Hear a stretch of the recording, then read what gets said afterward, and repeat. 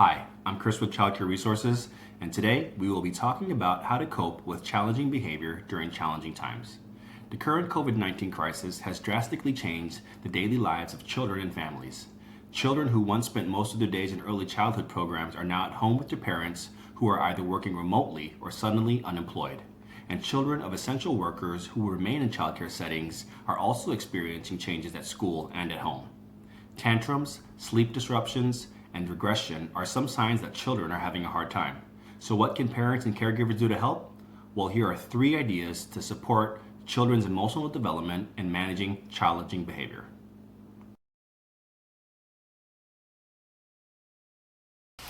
Create a predictable, flexible schedule that minimizes transition.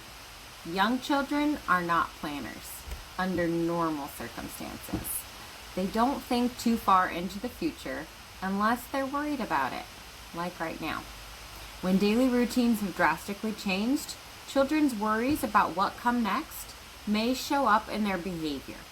So, a predictable schedule with flexibility in your daily life can help.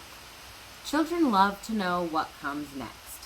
When you do the same thing in the same order as consistently as you can, it helps them to relax. Make sure your schedule includes lots of time for free play, either with you or them on their own, minimizing how often you ask them to switch activities or locations.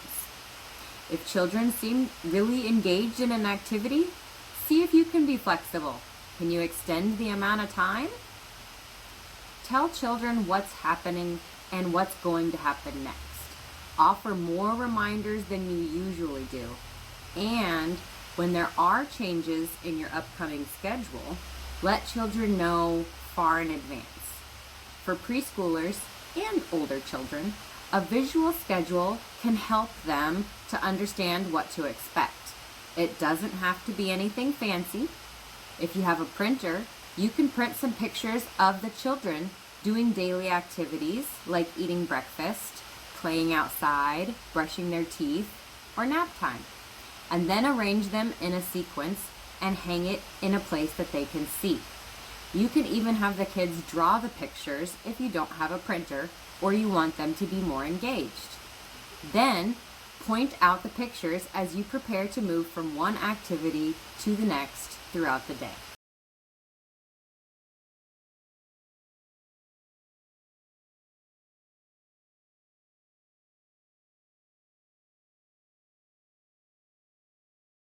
Parenting during the pandemic can be particularly challenging, especially when you're trying to care for your family and make sure that you're attending to your work responsibilities, making sure everybody's okay.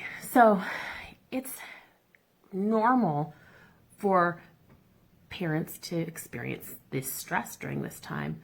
What's also normal is for children to pick up on those stress cues. Some of the things that happen when they pick up on those stress cues may be regression in behavior. So things like sleeping, eating, toileting, problem solving, being independent thinkers may be a little bit more challenging for them during this time.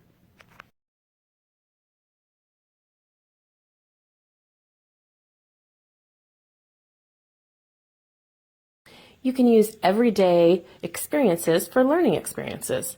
For example, when you're setting the table for dinner, you may find on the placemat that there are circles, a diamond. There are also 3 eating utensils. You have 1 spoon, 1 knife, 1 fork, and altogether 3 eating utensils. One thing that hasn't slowed down during the pandemic at my house is laundry. Laundry is a great way to engage children in learning activities. For instance, you can fold in halves and fourths. For younger children, you can talk about pre-math skills such as matching. So we have a white sock and we have pink socks to match. You can also count the socks. For even younger, 1 sock, 2 socks, 3 socks, 4 socks. Talk about, add some language. Try not to worry about the changes you're seeing in your child and really take time to just be with them. Forgo that academic structure of activities and find things that you can talk about related to counting and shapes and the types of trees that you're seeing on your nature walks, or the birds that you're seeing, or how the flowers are blooming. Find those individual experiences to have conversations with kids.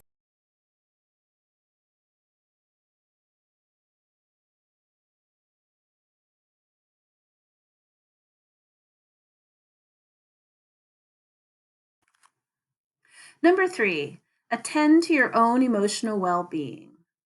Author and advocate L.R. Nost writes, "When little people are overwhelmed by big emotions, it is our job to share our calm and not join their chaos.